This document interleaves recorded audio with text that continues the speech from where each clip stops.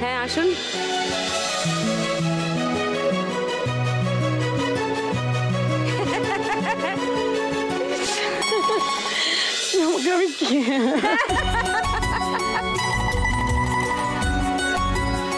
রোজ দেখি তোমাকে।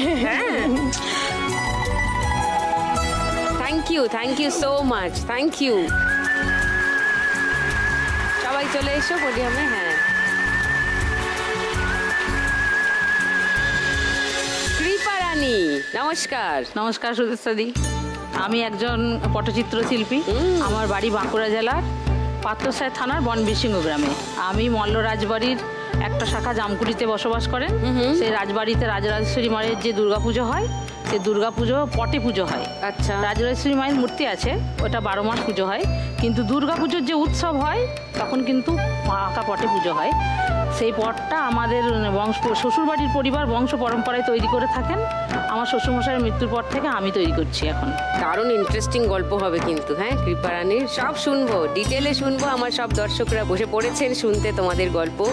মায়ার কাছে আসি। নমস্কার। নমস্কার সুদীপ্তা, আমি মায়া সাউ, কোলাঘাট থানা, পূর্ব মেদিনীপুর, কাইচক গ্রাম থেকে এসেছি।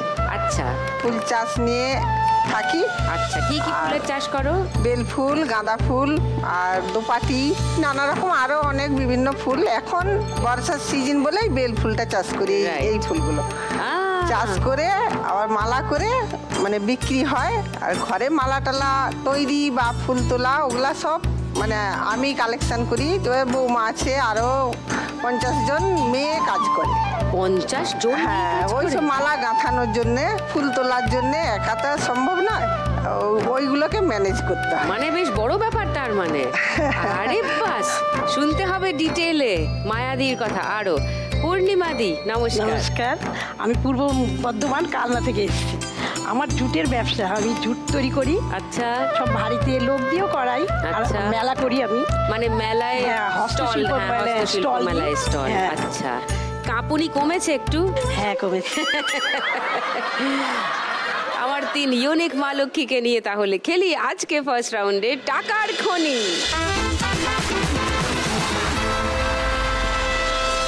আচ্ছা, খেলা শুরুর আগে আমি একটু কৃপা রানীর কাছে আসি। তোমার পটচিত্রের গল্প শুনতে চাই, একটু বলো।